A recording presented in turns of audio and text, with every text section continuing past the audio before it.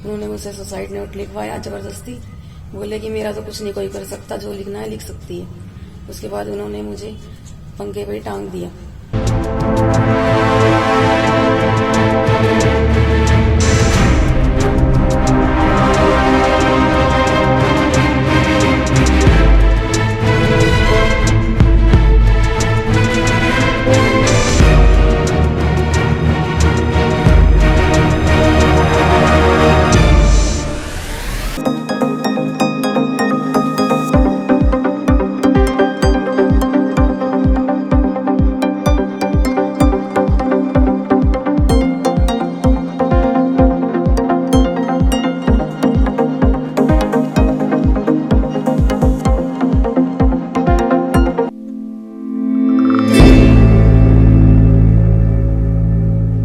नमस्कार, आप देख रहे हैं वॉइस ऑफ पानीपत और मैं हूं आपके साथ सोनम। पहले पति से तलाक हुआ था, महिला अकेली थी तो उसे नीरज नाम का युवक मिला। उससे अच्छी दोस्ती हुई और ये दोस्ती प्यार में बदल गई। उसके बाद दोनों ने लव मैरिज भी कर ली। सब कुछ सही चल रहा था, लेकिन कुछ दिनों बाद महिला का पति उससे परेशान करने लगा, उसके साथ मारपीट करने लगा और एक दिन तो हद ही हो गई। महिला का पति घर पर आया और उसे नशीला पदार्थ पिला दिया और उसके बाद उससे जबरन सुसाइड नोट भी लिखवाया। इतना ही नहीं, उसे जान से मारने के लिए पंखे पर भी लटका दिया ताकि सभी को लगे कि उसने खुद से सुसाइड किया है। उसके बाद कैसे महिला की जान बची, आप भी सुनिए खुद महिला की जुबानी। पानीपत में पति पत्नी के रिश्ते को कलंकित करने वाला एक ऐसा मामला सामने आया है जिसे सुनकर आपके रोंगटे खड़े हो जाएंगे। एक ऐसा मामला है जिसमें पानीपत के न्यू हाउसिंग बोर्ड कॉलोनी निवासी एक महिला ने पानीपत के ही विकास नगर के रहने वाले नीरज से प्रेम विवाह किया। ये उसकी दूसरी शादी थी। शादी अंतरजातीय थी जिसे नीरज के परिजन स्वीकार नहीं कर सके, जिसके चलते दोनों पति पत्नी अलग रहने लगे। आरोप है कि कुछ समय तक तो सब कुछ ठीक ठाक रहा, लेकिन बाद में पीड़िता का पति परिवार के साथ मिलकर उसे परेशान करने लगा। बात बात पर उसे जाति सूचक गालियां दी जाने लगी।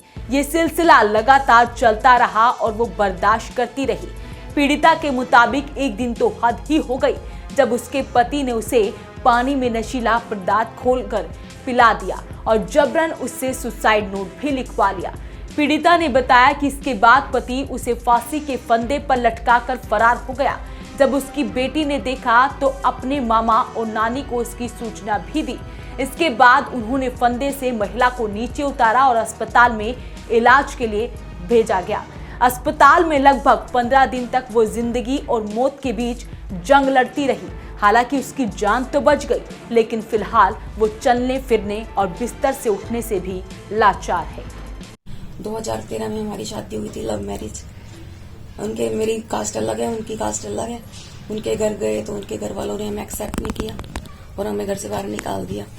हम रेंट पे रहने लगे, लेकिन कुछ दिनों बाद मेरे हस्बैंड को मेरे ससुराल वालों ने भड़काना शुरू कर दिया कि इसकी कास्ट अलग है। गाली गलौज बोला मुझसे भी घर आके, मेरे जेठों ने गाली गलौज की और यही चलता रहा। कई सालों तक मारपीट झगड़ा करते रहे। मेरे बच्चे को भी नहीं अपनाया, सिर्फ गुड़ियों को अपनाया। उसके बाद 26/10 को मेरे हस्बैंड घर पे आए। पहले झगड़ा कर रहे थे कई दिनों से। 26/10 को घर पे आए, उन्होंने मुझे पानी में कुछ मिला के दिया। उसके बाद मुझे नशा सा होने लग गया। उन्होंने मुझसे सुसाइड नोट लिखवाया जबरदस्ती। बोले कि मेरा तो कुछ नहीं कोई कर सकता, जो लिखना है लिख सकती है। उसके बाद उन्होंने मुझे पंखे पे टांग दिया। उसके बाद वो चले गए। कुछ देर बाद मेरी गुड़िया घर पे आई। उसने फिर मम्मी को फोन किया, मम्मी और भाई आए। वो मुझे उठा के हॉस्पिटल लेके गए, जहाँ मेरा ट्रीटमेंट चला। ट्रीटमेंट की वजह से मेरे होश तो बहुत देर में आया, जैसे वेंटिलेटर पे रही हूँ, लेकिन मेरा शरीर सारा खत्म हो गया। मेरे पे हाथ पैर नहीं उठते थे, आवाज भी काफी दिनों बाद आई है। तो इसी वजह से मैंने अपनी कंप्लेन भी बहुत लेट की है। ये सब बात हुई है। मैं तो ये चाहती हूँ कि मुझे इंसाफ मिले। इस मामले में चांदनी बाग थाना प्रभारी मंजीत सिंह ने बताया कि पीड़िता की शिकायत पर मुकदमा दर्ज कर जांच शुरू कर दी गई है। शिकायत दी है कि उसने 2013 में नीरज से प्रेम विवाह किया था और ममता वो पहले पति से 2 बच्चे हैं, उनको भी नीरज ने अपना लिया था। उसके बाद जो ममता वो हरिजन परिवार से है और जो नीरज आरोपी वो कन्या परिवार से है। तो उसने बताया कि मुझे जाति थे और तंग करने लगे, मेरे बच्चों को नापना है। उसके बाद मारपीट करते रहे और अलग रहने लगे। फिर भी उसके घर वालों को इंटरफेयर था। उसके बाद 26/10/21 को ममता के पति नीरज ने उसको कुछ पिलाकर पानी में और फांसी पर लटका दिया मारने के लिए। तो उसकी बच्ची ने और वहां से भाग गया। उसकी बच्ची ने देखा तो उसकी बच्ची ने अपनी नानी और मामा को बुलाकर उसको दोबारा मेडिकल में भिजवाया। ये दिखाता है उस 35 का पर्चा दर्ज करके 28 का। वहीं महिला का इलाज कर रहे डॉक्टर गौरव श्रीवास्तव ने बताया कि जिस समय उसे अस्पताल लाया गया वो हालत उसकी काफी गंभीर थी और सांस लेने में दिक्कत आ रही थी। फिलहाल काफी हद तक स्थिति में सुधार है, लेकिन अभी उसे उठने और चलने में दिक्कत महसूस हो रही है। हमारे यहाँ फांसी लगा करके आई थी, 26 तारीख को आई थी। 26 तारीख को 10वां महीना था। पेशेंट हमारे पास 8 तारीख तक वेंटिलेटर पे था और 8 तारीख के बाद वो नॉन इन्वेजिव वेंटिलेटर जो कि बाईपेप होता है उस पर शिफ्ट किया और 12 तारीख तक अस्पताल में रहा। 12 तारीख तक अस्पताल से जब डिस्चार्ज किया गया, इस कंडीशन में डिस्चार्ज किया गया कि वो बोलना शुरू कर दिया था उसने और पेशेंट को सांस लेने में किसी मशीन की आवश्यकता नहीं थी। उसके लोअर लिम्स में पावर कम थी या चलने में दिक्कत थी जो धीरे धीरे इंप्रूव करेगी।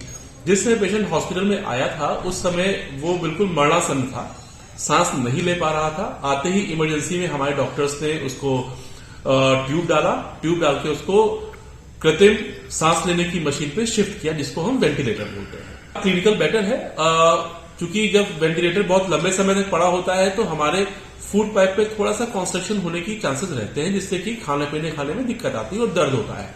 तो स्टार्ट तो हमने लिक्विड डाइट से किया था, लेकिन हमें लगता है कि अब सेमी सॉलिड डाइट पे वो शिफ्ट हो गई होगी। पिछली बार जब वो दिखाने आई थी आज से 5-7-10 दिनों पहले, उस समय उसका क्लिनिकल कंडीशन बेहतर था। पेशेंट चल फिर तो नहीं पा रहा था लेकिन वो अच्छे से बात कर पा रही थी। क्लिनिकली अगर हम बात करें कि 100 रुपए में उसको 70% का आराम। फिलहाल पीड़ित महिला अपने मायके में रह रही है और इंसाफ की गुहार लगाते हुए दोषियों के खिलाफ सख्त कार्रवाई और कड़ी सजा की मांग कर रही है। तो आप क्या कहते हैं इस पूरे मामले पर हमें कमेंट बॉक्स में जरूर लिखें। साथ ही चैनल को सब्सक्राइब करना ना भूलें। नमस्कार।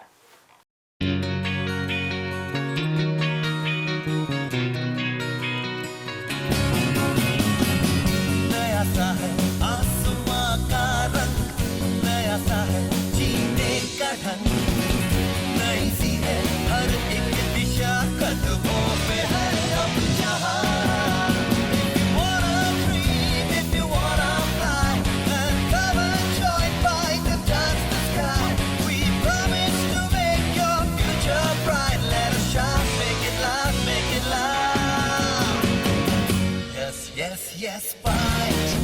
Yes, fight is the right choice for you. Yeah, E.T. fight. Yes, fight is the right choice for you.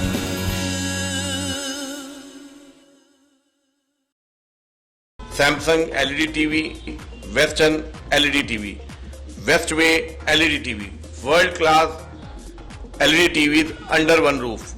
0% finance ही आए बालाजी इलेक्ट्रॉनिक्स पर। Full range of mobile Samsung, Oppo, Vivo आसान किस्तों में। जीतो 2.5 लाख रुपए के इनाम। आप सभी को दीपावली की हार्दिक शुभकामनाएं।